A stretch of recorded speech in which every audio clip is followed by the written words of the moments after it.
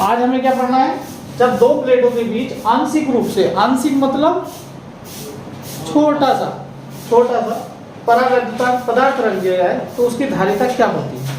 वैसे धारिता कितनी होती है भाई, अभी हमने बताया गोलीय संधारित्र पढ़ा था, उसकी धारिता कितनी थी, C बराबर 4πε0r। और हमने फिर समांतर प्लेट संधारित्र पढ़ा तो उसकी धारिता कितनी आई, ε0r की जगह क्या आ गया, A और D। और अगर उसमें पूरा परावैद्युतांक रखो सारी जगह तो उसकी धारिता कितनी होती है, ε0k A/D। मगर अब इसमें पूरे जगह में परावैद्युतांक नहीं रखा, कहाँ रखा है, केवल छोटी जगह में, कितनी जगह में, गौर करें, इतनी जगह में कोई परावैद्युतांक पदार्थ रखा है जिसका परावैद्युतांक कितना है, k है, जिसका परावैद्युतांक कितना है, k है। सपोज दैट इधर प्लस होगा इन प्लेट पे, होगा कि नहीं होगा, और उधर क्या होगा भाई, माइनस होगा। लो भाई लो L।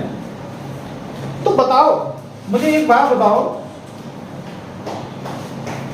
कि यहां से सबसे पहले वैद्युत क्षेत्र रेखा किधर जा रही होगी, इधर जा रही होगी, यहां से जा रही होगी यहां तक ऐसे करके, हालांकि उसमें भी निकल रही होगी, उसमें भी निकल रही होगी। तो इन वैद्युत क्षेत्र रेखाओं का वैद्युत क्षेत्र कितना मान लें, E0 मान लो, क्या मान लो, E0। अभी जो जा रहा है, यहां से जो जा रहा है फुल जा रहा है, मगर जैसे ही परावैद्युतांक पदार्थ मिला तो इसमें वैद्युत क्षेत्र कितना हो गया होगा, कौन बताएगा कितना हो गया होगा, E0/k हो गया होगा। कल बताई थी ये बात कि परावैद्युतांक अगर कोई पदार्थ रखा जाए जिसका परावैद्युतांक k है तो उसमें विद्युत क्षेत्र कम हो जाता है। कितना कम हो जाता है, k गुना कम हो जाता है, क्योंकि परावैद्युतांक हमने कितना मान रखा है, k, कल बताया था हाँ, कि कितने गुना कम हो जा रहा है। अच्छा, अब कोई मैं जो खींचने जा रहा हूं उसमें डरना मत। तो यहां क्या होगा, इधर की ओर ही वैद्युत क्षेत्र होगा।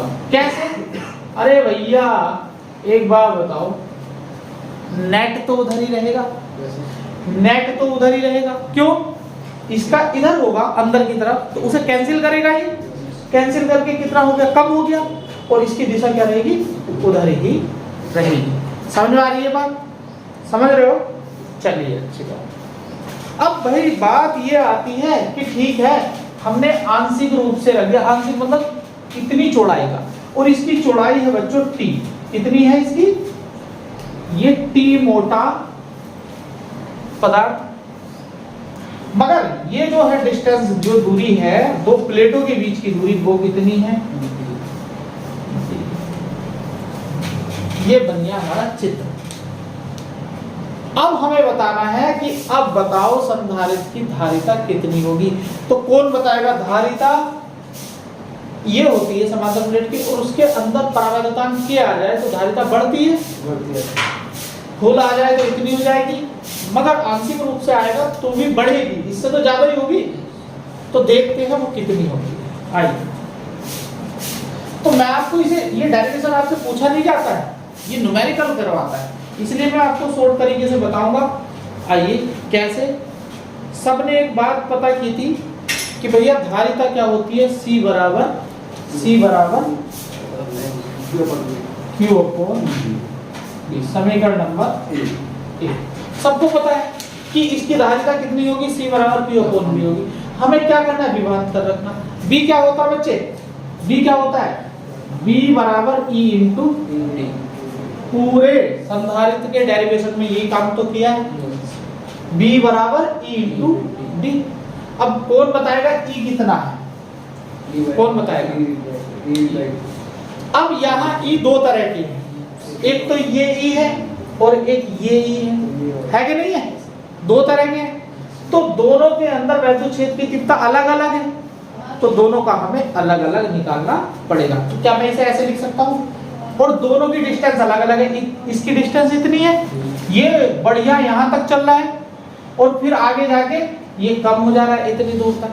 तो आइए कैसे लिखेंगे, हम दो भागों में तोड़ लेंगे इस विद्युत क्षेत्र की वो विभवांतर को, E1 D1 plus E2 D2। क्यों क्या? क्योंकि उस विद्युत क्षेत्र की दिशा भी तो उधर ही है, चाहे वो कम है। अब देखिए E1 की जगह मैं क्या रखूंगा, E नोट रखूंगा। क्लियर है ये चीज? और इसकी जगह डिस्टेंस कितनी है, ये कहां तक चल रहा है, D माइनस T तक। बेटा ये कहां तक चल रहा है, D माइनस T तक। क्लियर है? प्लस E2 कितना है, E नोट बाई के, E नोट बाई के यहाँ आपको डायरेक्ट मैं आपको रटाऊंगा कि कैसे डायरेक्ट सूत्र लिखें एकदम। अब इनटू क्या हो गया यहाँ, D2 कितना चल रहा है, T चल रहा है। बस इसे क्या करो, सोल्व करो। कैसे भैया, इसे क्या कॉमन नजर आ रहा है, E नोट कॉमन आ रहा है और D minus T plus T upon K। Clear है जी? अब एक बात और, ये जो विद्युत क्षेत्र की तीव्रता है इसका मान भी हम रख देते हैं। क्या, अगर इसका क्षेत्रफल A है और इस पर कितना आवेश है, प्लस Q है, इस पर माइनस Q है और इस पर प्लस सिग्मा है और इस पर माइनस आवेश घनत्व, तो हमारा E जो होता था वो कितना होता था, सिग्मा अपॉन 2 एप्सिलॉन जी होता था। और दोनों प्लेट का कितना हो जाएगा, सिग्मा अपॉन एप्सिलॉन जी। तो टोटल क्या निकलता था, सिग्मा अपॉन एप्सिलॉन जी, सिग्मा अपॉन एप्सिलॉन जी। और यहाँ पे एक वो भी आएगा, क्या आएगा, Q अपॉन, अरे आज पीछे क्या लिखा था आपने, Q अपॉन सिग्मा के जगह इसमें तो पहले सिग्मा अपॉन एप्सिलॉन 0 रख लो। चलो एक स्टेप और बढ़ा देते हैं, डायरेक्ट करवाएगी इसे, चिंता ना करो, मैं भी निकाल के दिखा रहा हूं। सिग्मा की जगह क्या कर देंगे, Q upon A, Q upon A epsilon 0 D minus T plus T upon ये आया हमारा विभवांतर निकल। किसी को कोई दिक्कत, यहां तक कोई प्रॉब्लम, ये सब मैं बता चुका हूं। E दो प्लेट होती थी, उनके बीच में कितना विद्युत क्षेत्र होता था, सिग्मा अपॉन, इसकी वजह से उधर को होगा सिग्मा अपॉन 2 एप्सिलॉन 0, उसकी वजह से भी उधर को ही होगा माइनस की, सिग्मा अपॉन 2 एप्सिलॉन 0, आधा आधा एक हो गया। अब सिग्मा की जगह क्या लिख सकते हैं हम, Q अपॉन A। क्लियर है? चलिए अब इस मान को यहां रख दो। तो देखो मैं यहां रख के दिखाता हूं आपको, इस मान को कहां रखो, समीकरण 1 में रख दो। B का मान यही लिख दो, B का मान समीकरण 1 में रखने पर, समीकरण 1 में रखने पर, तो जब यहां रखा C बराबर Q अपॉन, B का मान क्या है, Q अपॉन एप्सिलॉन 0 A और साइड में है D minus T plus T upon K, ये तो है। तो देखो Q से Q कैंसिल हो गया, तो क्या है, C बराबर ये ऊपर जाएगा एप्सिलॉन 0 A बटे D माइनस, अब D ना रहा, क्या हो गया, D माइनस T बटे K, ये हो गया। ये आपका क्या आया, ये आई धारिता जब आप आंशिक रूप से कोई परावैद्युतांक पदार्थ रखते हैं तो उसकी धारिता। अरे यार याद कैसे हो, है टिपिकल है, अगर 1 सेकंड में याद ना कराए तो दिखा रहा पीछे दिखा रहा है उल्टी। देखिए इसे ऐसे भी कर सकते थे, एक तरीका, जैसे तुमने प्रतिरोध का समांतर क्रम और श्रेणी क्रम देखा था। एक बात बताओ, एक तो यहाँ की धारिता होगी और एक यहाँ की धारिता होगी, तो दो धारिता हुई नहीं, दो हुई नहीं, तो तुल्य धारिता निकाली हम। अब जरा देखो गौर से, जैसे प्रतिरोध लिखते थे हम आर तुल्य, क्या लिखते थे?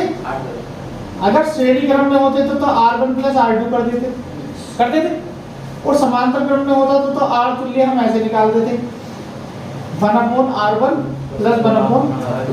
क्योंकि ये टॉपिक हटा दिया गया है। सेम वैसे ही धारिता भी, अगर आपको C तुल्य निकालनी हो श्रेणी क्रम में, श्रेणी क्रम में तुल्य धारिता, तो C इक्विवेलेंट, मैं इक्विवेलेंट लिखता हूं, इक्विवेलेंट मतलब तुल्य, इक्विवेलेंट मतलब तुल्य। तो क्या होगा बच्चों, C1 प्लस C2 हो जाएगा। अब ये C1 कौन सी है? ये है, और C2 को ये, समझ रहे हो? अब देखो, और समांतर क्रम में क्या हो जाएगा रे? समांतर क्रम में, पैरेलल क्रम में तुल्य धारिता, जरा देखो 1/C इक्विलिब्रियम बराबर 1/C1 प्लस 1/C2। जैसे प्रतिरोध श्रेणी क्रम में जुड़ जाते थे सिंपल, और समांतर क्रम में ऐसे जुड़ते थे, वैसे धारिता का श्रेणी क्रम ये है और समांतर क्रम। क्लियर है? कोई भारी चीज तो नहीं है। ये टॉपिक आपका हटा दिया गया है, मगर छोटा, मैं डेरिवेशन नहीं करा रहा हूँ, कुछ नहीं करा रहा हूँ, इस पे ये वाला प्रूफ करके दिखा रहा हूँ। ये वाली चीज, ये दो तरीके से होता है, या तो ऐसे कर लो इस फॉर्मूले से धारिता, या फिर ऐसे कर दो। तो देखो, इसे अब मैं करता हूं, जब परावैद्युतांक ये है, के है, तो यहाँ पे दो धारिताएं बनेंगी। कैसे? तो C इक्विलिब्रियम, अब यार श्रेणी क्रम में ऐसे रहती है, श्रेणी क्रम में है, ये उल्टा हो गया, श्रेणी क्रम, और ये है समांतर। हाँ, तो बताओ ये प्लेटें कैसे रखी है? श्रेणी क्रम में रखी है, समांतर क्रम में? प्लेट तो समांतर क्रम में है, मगर हमारी जो वैद्युत क्षेत्र की तीव्रता है वो कैसी है? श्रेणी क्रम में। पहले ये है, फिर ये है, ऊपर नीचे तो नहीं है कि आधा ही ऊपर है वैद्युत क्षेत्र, आधा नीचे है, ऐसा तो नहीं है। पहला वैद्युत क्षेत्र ये है, दूसरा वैद्युत क्षेत्र आगे है इसके, तो कौन सा क्रम हो गया? श्रेणी क्रम। अब श्रेणी क्रम के लिए मैं क्या लगा सकता हूँ, या इसे लिख लो, इसे अभी नोट कर लो कि समांतर क्रम में तुल्य धारिता ये होती है और श्रेणी क्रम में तुल्य धारिता ये होती है। इसे नोट करो जल्दी, नोट बना के लिख देना या स्टार बना के, तभी करवाऊंगा ना। अगर किसी को ऐसे डेरिवेशन नहीं करना तो वैसे कर लेना।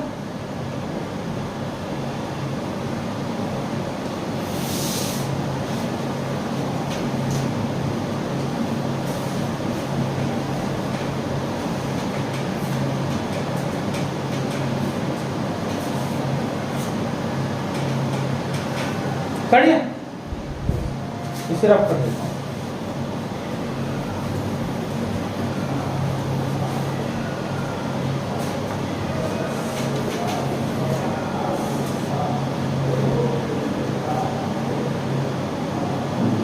इसे कहीं भी लिख लेना नोट डाल करके, है ना, इस चीज को। हो गया? पवन गया, पवन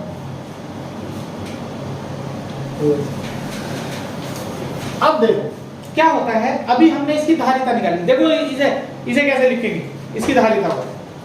C बराबर एप्सिलॉन 0 A तो पहले से ही था, पहले से था, और बाई D पहले से ही था। अगर कोई परावैद्युतांक नहीं रखा है, अगर फुल रखा है तो यहाँ K लगा देंगे बस। मगर जब आंशिक रूप से रखा हो तो क्या होगा, ये D नहीं रहेगी क्योंकि D यहां तक रहेगी, तो क्या आ गया D माइनस T। क्या घटा देंगे इसमें से? D minus T। और बच्चों D माइनस T, और ये डिस्टेंस भी तो है, तो ये डिस्टेंस आगे जुड़ रही है, देखो ये जुड़ रही है, तो यहाँ लिखेंगे T। और जो परावैद्युतांक होगा, जो इसका परावैद्युतांक होगा उसे नीचे लाएंगे कि नीचे आ जाए, इसके नीचे आ जाए। ये हो गया फॉर्मूला। क्लियर? अभी लगाएंगे बार बार तो आपको समझ में आ जाएगा। अब हम करना चाहते हैं कि यार जैसे ये फॉर्मूला सोल्व किया हमने, ऐसे नहीं करना चाहते, हम समांतर क्रम श्रेणी क्रम से चलना चाहते हैं। तो बताओ यहाँ पे पहली वैद्युत क्षेत्र की तीव्रता, यहाँ पे दूसरी, तो आगे श्रेणी क्रम बनना है, बिल्कुल उसके जस्ट आगे है। तो हमने क्या श्रेणी क्रम में तुल्य धारिता निकाल ली है, श्रेणी क्रम में। तो श्रेणी क्रम में निकलेगी ऐसे 1/C1 C2। मुझे कौन बताएगा, इसे एक सिस्टम मान लो, इसे एक सिस्टम, तो C1 की वैल्यू कौन बताएगा, epsilon 0 A upon D। D कितना है इस सिस्टम के लिए, D माइनस, क्लियर है, क्लियर है। C2 के लिए बताओ क्या होगी, एप्सिलॉन 0 क्षेत्रफल तो यही है प्लेट का अपॉन D। D की जगह क्या है, खत्म। मगर इतने सिस्टम में पूरा K रखा है, तो K की मल्टीप्लाई कहां करूंगा मैं, यहाँ करूंगा कि नहीं करूंगा, बताओ करूंगा कि नहीं करूंगा, किसी को कोई दिक्कत। भाई एक बात बताओ, इतना सिस्टम मैंने मान के चला अलग, तो इसमें पूरे में K रखा है, तो यहाँ एप्सिलॉन 0 से K की गुणा करूंगा नहीं, माध्यम हो गया ना, माध्यम। ये हो गए दोनों, चलो इन दोनों को यहाँ रख दो बस। 1/C1 की value epsilon 0 A D minus T plus 1/C2। दो तरीके बता दिए मैंने इसे सोल्व करने के, एप्सिलॉन 0 K A D और अपॉन T। देखो ये क्या करो, ऊपर जाएगा D minus T epsilon 0 K plus ये T ऊपर जाएगा T upon epsilon 0 A K, sorry यहाँ से क्या चीज कॉमन नजर आ रही है, 1 अपॉन एप्सिलॉन 0 A। तो यहाँ क्या बचा, D माइनस T बाई 1, यहाँ तो बचा ही नहीं कुछ, 1 को क्या लिखना प्लस T अपॉन बचा, ये क्या है 1 अपॉन C इक्विलिब्रियम, यानी इसे आप पलट दो, C इक्विलिब्रियम बराबर ये ऊपर चला जाएगा एप्सिलॉन 0 A और वो सारा चीज नीचे आ जाएगी, नहीं आ जाएगी, D minus T upon T upon, clear, clear है ये चीज। अब ये फॉर्मूला डायरेक्ट जब न्यूमेरिकल आएगा, समांतर प्लेट संधारित्र हैं जिनका क्षेत्रफल इतना है, जिन पर आवेश इतना है और जिनके बीच की दूरी इतनी है, उनके बीच में एक इतनी मोटाई का, कितनी मोटाई का, 5 सेंटीमीटर मोटाई का एक परावैद्युतांक रखा है, पदार्थ रखा है जिसका परावैद्युतांक 2 है, 3 है, 4 है। तो बताओ उसकी धारिता कितनी होगी। तो हम कैसे लिखेंगे, हम लिखेंगे सबसे पहले C बराबर epsilon 0 A upon D, normal सूत्र, normal epsilon 0 A upon D होता है। अब देखो D तो ये थी, मगर इसमें से ये दूरी कितनी हो गई, D माइनस T। तो यहां तक कोई परावैद्युतांक नहीं है, इसलिए माइनस T कर दिया, माइनस T कर दिया। आगे क्या हाथ लगा, ये दूरी इसमें जुड़ेगी, ये दूरी जुड़ेगी प्लस T और अपॉन में कर दिया K, बस हो गया। नोट करिए इसे, ऐसे भी आप कर सकते हैं। तो ये किस में थी, एयर में, ये किस में थी, एयर, और यहाँ क्या आ गया, माध्यम परावैद्युतांक। तो यहाँ एयर में लिख सकते हैं, एयर में, और यहाँ परावैद्युतांक K में।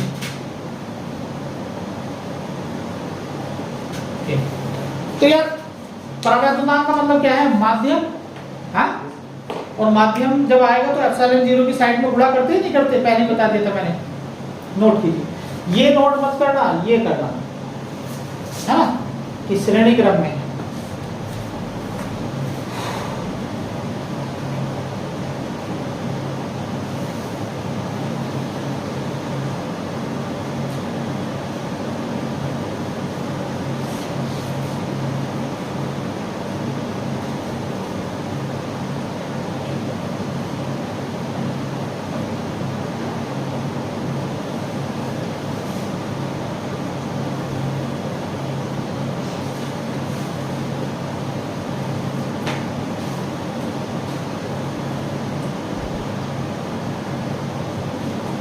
इसमें एक चीज और बताऊं, ट्विस्ट, मजेदार चीज बताऊं इसमें, चलो पहले नोट करो।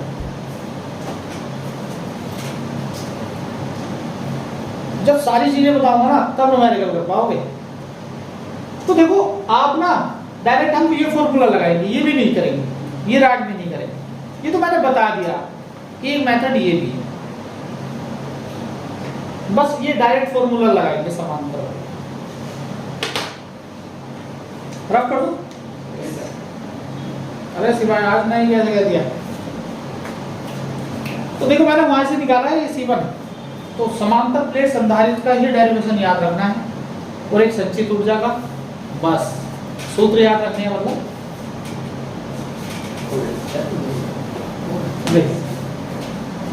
दिलीप बताएगा या कोई भी बताए, ऐसा कुछ नहीं है कि दिलीप भी बताएगा।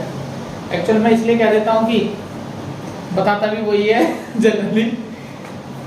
चलो देखता हूं कौन बताएगा। हो गया? अगर ये नया समझ में आया हो ये वाला तो छोड़ देना इसे याद रखना। डायरेक्ट सूत्र लगाना पड़ेगा ये आपको। हाँ तो डायरेक्ट हम लगाना अभी सिखा रहे हैं, अभी बहुत सारे क्वेश्चन कराने हैं। अच्छा एक बात बताओ, अब जब अगर ये परावैद्युतांक, यदि परावैद्युतांक पदार्थ एक धातु हो, क्या हो दिलीप, संतोष, रोशन, एक धातु हो, एक ये जो हो एक धातु हो, तो बताओ धारिता क्या होगी? तो बताओ यही धारिता क्या होगी? बिल्कुल सेम चित्र है और ये ऐसे है, तो बताओ धारिता क्या होगी? हैं? धारिता सब वही होगी। अच्छा धारिता बढ़ेगी तो परावैद्युतांक आया तो कम भी होगी, परावैद्युतांक आया तो सॉरी धारिता बढ़ेगी। मगर आइए क्या प्रभाव पड़ेगा? के का मतलब बढ़ जाएगा। आइए अरे भैया परावैद्युतांक पदार्थ के धातु के लिए क्या होता है? अनंत होता है। दिखाया नहीं कर? अरे भैया सारी चीजें बता के चल रहा हूँ, थोड़ा सा ध्यान देके चलो। के का मान क्या होता है? अनंत होता है। अब यहाँ पे क्या करना पड़ेगा? Epsilon 0 A upon D minus T plus T upon के। तो यहाँ क्या रखना पड़ेगा? इनफाइनाइट। और ये पोर्शन हट जाएगा, क्या आ जाएगा? केवल epsilon 0 A D minus T। तो ये सूत्र अलग अलग याद नहीं करने हैं, कभी इसे भी रट्टा मारने लगो, उसे भी रट्टा मारने लगो, बस एक याद रखो। कौन सा? C बराबर epsilon 0 A upon D minus D। बस ये है ना। अब अगर कोई परावैद्युतांक आ जाता है इतनी मोटाई का, तो देखो ये वाली डिस्टेंस कितनी हो जाएगी? प्योर वाली D माइनस T। आगे ये जुड़ रहा है डिस्टेंस, और इसे कह देंगे तो इसके नीचे आ जा रे। ये हो गया आंशिक वाला। क्या हो कि हमारा परावैद्युतांक कैसा रखा है? धातु का रखा है, तो कह दो ये हो गया इन्फिनिटिव और ये पोर्शन खत्म। तो इतना ठीक है, समझ रहे हो ना? इसे नोट करो, स्टार बना के आप नोट करो बढ़िया करके। एक क्वेश्चन दे रहा हूं, सब करेंगे। चित्र बनाइए मेरे साथ जल्दी से। दो समांतर प्लेट हैं, ये ली प्लेट हमने, ठीक है? इन पे क्या है? प्लस है, plus plus plus plus plus. यार ज्यादा बड़ी बना दी क्या? तो इतनी है, minus minus minus minus minus minus minus. ठीक। अब इनमें बच्चों क्या कर दिया गया? इसकी जो वैद्युत क्षेत्र की तीव्रता है, यहाँ पर दो परावैद्युतांक पदार्थ रख दिए, दो। अब देखो मैं दिखाता हूँ आपको, इनके बीच की दूरी कितनी है रे? D है। इसमें कितना, अभी एयर में कितना वैद्युत क्षेत्र निकल रहा होगा? E0, ठीक है? ऐसे करके। मगर यहाँ पे कमबख्त एक पदार्थ रख दिया गया परावैद्युतांक, जिसका परावैद्युतांक कितना है? K1 है। और यहाँ पे रख दिया गया है दूसरा परावैद्युतांक, जिसका परावैद्युतांक कितना है रे? K2 है। अब कौन बताएगा? ये T1 मोटाई का है और ये T2 मोटाई का है, तो कौन बताएगा रे इसकी धारिता? देखो मजेदार सवाल है, इसकी धारिता बताएंगे। समझ में आ रही बात? अच्छा वहां क्या देगा? वहां सबके वैल्यू लिख के देगा, वैल्यू देगा। तो मैं सवाल करा रहा हूं, इस पे सारे सवाल होंगे। आइए आइए देखते हैं। तो शॉर्ट में लिखना बताओ, एकदम डायरेक्ट फॉर्मूला आ जाओ। हमारा फॉर्मूला क्या होता था? C बराबर एप्सिलॉन 0 A अपॉन D होता था। अब एक बात बताओ, D की जगह किस किसने घेरी? पहले किसने घेरी थी? केवल T ने घेरी थी। अब किस किसने घेरी ली? T1 ने और तो D में से क्या कैंसिल कर दो? T1 माइनस, भाई दोनों ने घेर ली ना, कि ये जगह निकालो ना उसमें से D में से।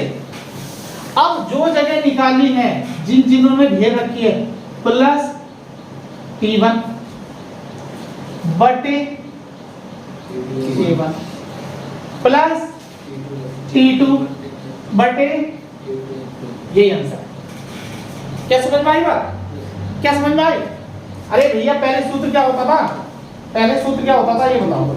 C बराबर एप्सिलॉन 0, ये तो सेम ही है, D रहता था। तो क्या अब भी D है डिस्टेंस इस वैद्युत क्षेत्र के लिए? इसके लिए नहीं है, इसके लिए तो जगह गिर ली। बताओ यहाँ कितना हो गया होगा वैद्युत क्षेत्र? E0 बाई K1 और यहाँ कितना हो गया होगा? E0 by K2। तो यहाँ वैद्युत क्षेत्र अलग है, यहाँ वैद्युत क्षेत्र अलग है। तो यार इतना कहाँ है? यहाँ है, यहाँ है, यहाँ। तो इसका मतलब ये जो इतनी डिस्टेंस है उसमें वैद्युत क्षेत्र क्या रहेगा? ये एक जैसा, ये अलग, इन्हें निकाल दो। D minus T1 minus T2, इन्हें माइनस करो जो भी मोटाई, प्लस अब उनका T1 upon K1, T2 upon K2 add करो। आया कैसे? ये भी करके दिखाऊं क्या?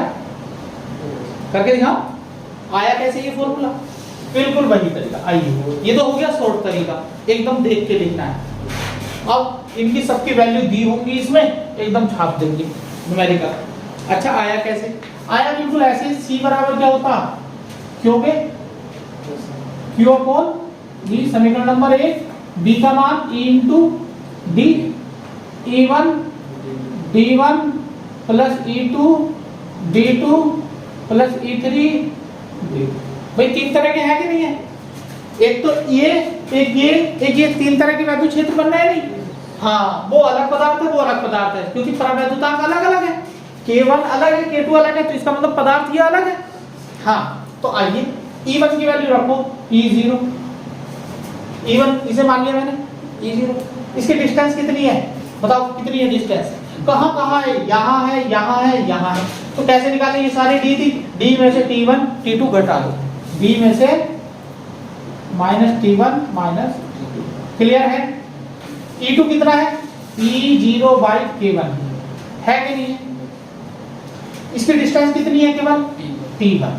देखो तभी तो जोड़ रहे हैं, वहां जोड़ा था ना T1 अपॉन K1, तो ये T1 अपॉन K1 है कि नहीं? अच्छा, E3 क्या है? E0 बाई K2 और D3 का मान कितना है? T2। तो देखो यहाँ से क्या कॉमन ले लो?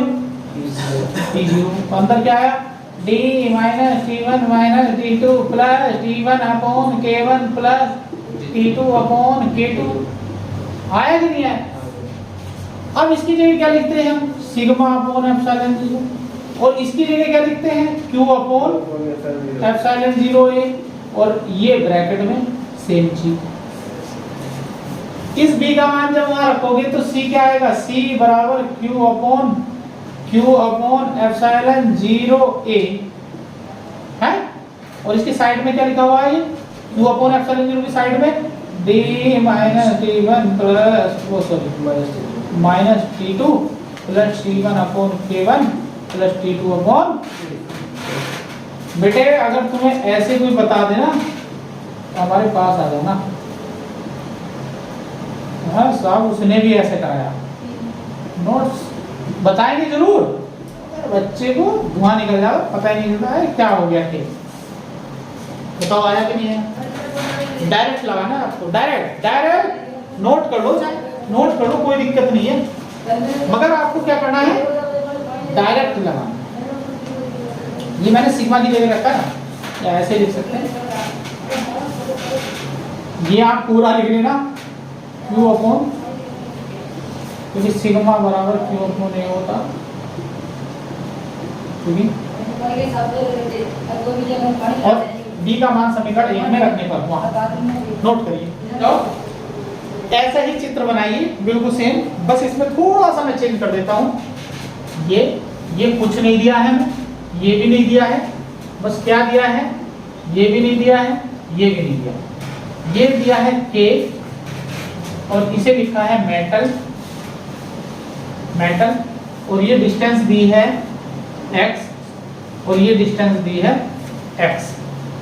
जरा मुझे इसकी धारिता लिख के बताओ, कौन बताओ, डायरेक्ट लिखेंगे धारिता, एकदम लिखेंगे क्या होगी इसकी धारिता।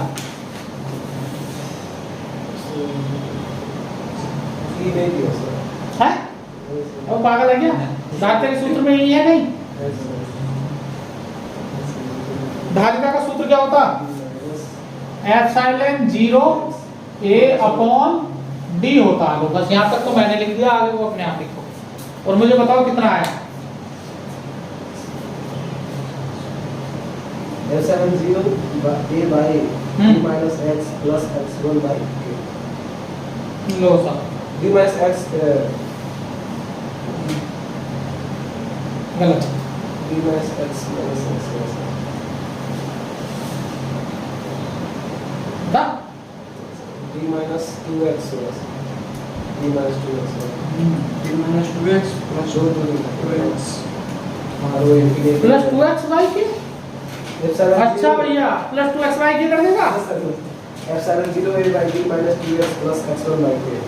हाँ आइए मैं बताता हूँ, क्या यही फॉर्मूला होता, इसी में हमें करेक्शन करना होता। इधर देखिए, इस d की जगह किसने घेरी है, माइनस x, तो d minus x minus x। अब जोड़ना शुरू कर दो, प्लस पहला वाला x उठाओ, उसके नीचे उसका परावर्तन xy, दूसरा वाला प्लस उठाओ xy, मेटल का परावर्तन कितना होता है, इन्फिनिटी। अभी बताया नहीं इसके के कितना होगा बे, इन्फिनिटी ना होगा, यही तो टेस्ट था। अब देखो क्या आ गया, epsilon 0 a upon d minus 2x plus xy के, ये आंसर है हमारा। समझ रहे हो, खत्म भाई साहब। टॉपिक ऐसा हलवा बना के छोड़ूंगा, अभी और हलवा बनाना है, अभी और क्वेश्चन देता हूँ। ऐसा क्वेश्चन नहीं आता, आएगा मेडिकल में मिलेगा, क्यों नहीं मिलेगा यार, ऐसे थोड़ी ना करा। नोट्स बढ़िया से बना, तेरे नोट्स की पीडीएफ बनानी है मुझे, मेरे नोट्स में नहीं है ये सब।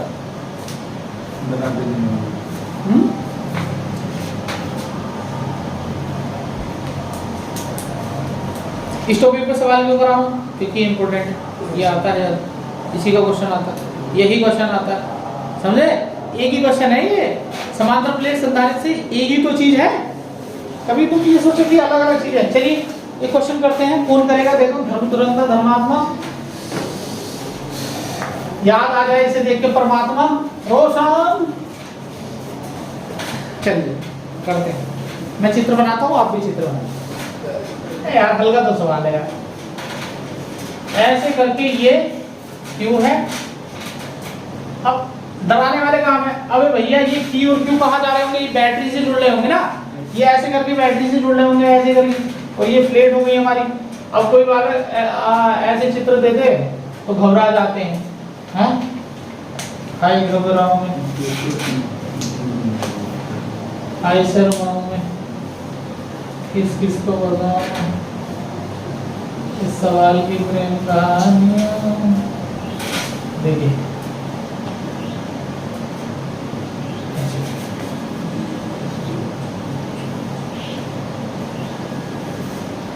सवालों से प्यार करो, फिर वो आपको क्या देते हैं, देखिए देखो इसका परावर्तनांक है K1, इसका है K2, यहाँ ये बीच में,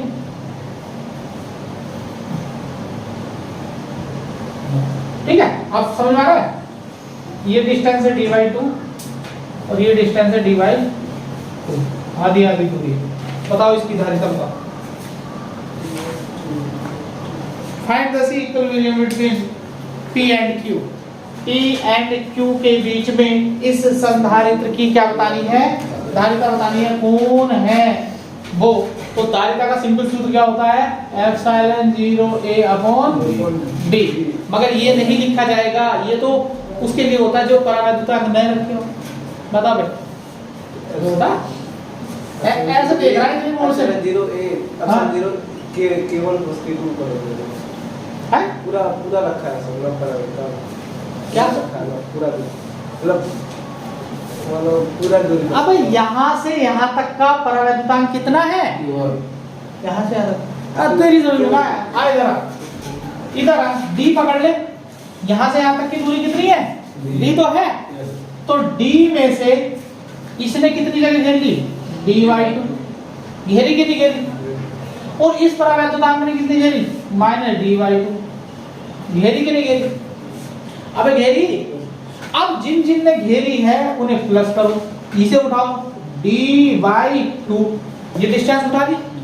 इसका परावैद्युतांक कितना है, k1, तो k1 से भाग दे। फिर अगला क्या था, dy2, इसका परावैद्युतांक कितना था, अबे ये तो करा पीछे। अब देखो dy2 t हो गया, हाँ तो क्या आ गया answer, epsilon 0 A upon dy2 k1 plus K1 K2 ऊपर चला है, K1 plus K2 2 k2। अब यहाँ से ले सकते हैं, थोड़ा और सरल कर लो, अब तो कैलकुलेशन है, एप्सिलॉन 0 A अपॉन d, नीचे पहले इसका लेसे ले, dy2, चलो 2 वहीं ले लो, 2 k1 k2 और k2 इधर गया और प्लस k1 इधर गया, ऐसे ही तो करोगे, पहले इसका लेसे लो ना। अच्छा 2 बाहर निकाल मेरा, कभी तुम 2 में कंफ्यूज रहो कि भाई 2 यहाँ ले आया यहाँ नहीं लिया, 2 भी यहाँ से कॉमन लिया। अब देखो क्या ऊपर जाएगा,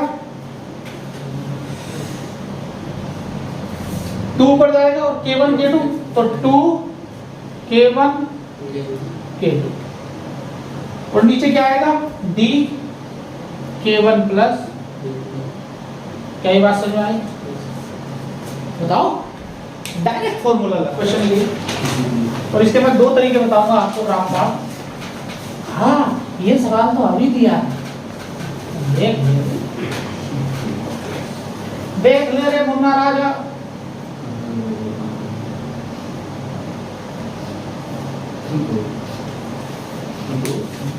चाहे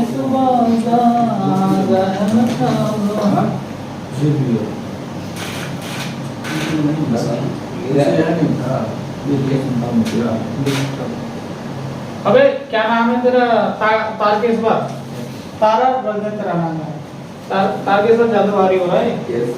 तो गुप्ता जी, चलो गुप्ता जी आ रहे हैं, तो गुप्ता जी मिल रहे किताब में क्वेश्चन नहीं, कौन सा, ये वाले जो मैं करा रहा हूँ, हाँ ये तो मिल ही ना रहेगी, इसका है k1 और इसका है k2, तो जैसा सिंपल है बच्चे, यहाँ तक का a/2 प्लेट का ना मिले, मिलेंगे बेटा मॉडल पेपर में मिलेंगे, ये सवाल जो है ना बोर्ड में आते हैं, किताब में भी है, नहीं है आपकी किताब में टटोलता है, तो ये तो चित्र बना के दिखाई देगा, लिख के देगा ना ऐसे करके। चलो भाई इसे और कर दो, बस फाइनल है ये। कितनी लंबी वीडियो हो गई यार, 51 मिनट की हो गई, चलिए कोई दिक्कत नहीं है, 51 की हो गई, थोड़ा टाइम लगेगा अपलोड करने में।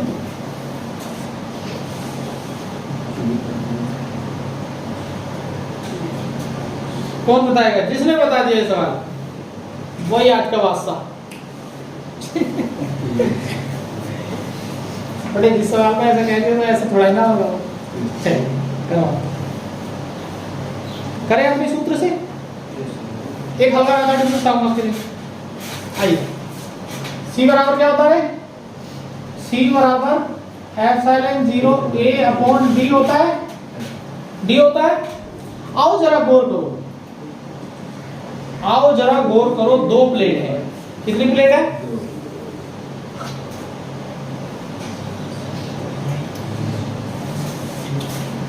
डिस्टेंस तो वही है, मगर यहाँ क्षेत्रफल दोनों प्लेटें के अलग अलग हैं। देखो क्षेत्रफल दोनों के अलग अलग हैं। इसका क्षेत्रफल इतना, तो मैं क्या लिखूंगा, एप्सिलॉन 0a/2।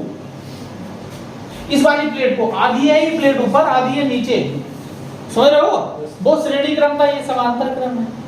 हाँ, ये समांतर ना हो गया ऊपर नीचे, ऐसे करके समांतर।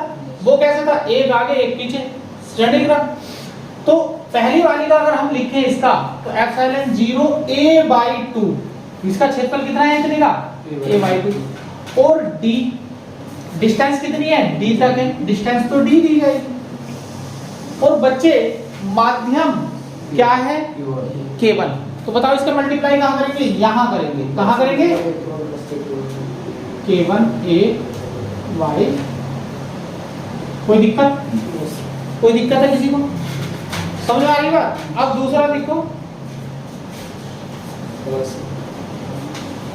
प्लस एप्सिलॉन 0 k2 a/2d, क्योंकि उसके लिए तो डिस्टेंस d है, बस क्षेत्रफल कितना है, आधा है, और परावर्तन कितना है, k2। अरे भैया क्या चीज को मैंने, epsilon 0a/2d k1 plus, clear है आंसर? इसी करते हैं। और समांतर के लिए क्या करते हैं, सी इक्विलिब्रियम निकालने के लिए वही तो क्या है, सी इक्विलिब्रियम बराबर क्या करते हैं, ये समांतर क्रम ही तो लगाया मैंने, जोड़ दिया है, दोनों को जोड़ दिया। और अपने फॉर्मूले से कैसे करते भैया,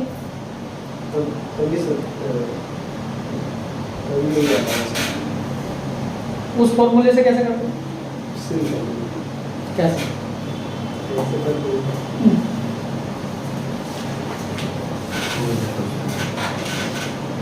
करके देखना, तुम्हारे लिए ये होगा, ठीक है? तो आज के लिए करते हैं यहीं पे समाप्त। फिजिक्स के ये होगा न्यूमेरिकल्स, इस पे संधारित प्लेट वो समांतर प्लेट संधारित के बीच आंशिक परावर्तन रखने पर उसकी धारिता पर क्या प्रभाव पड़ता है।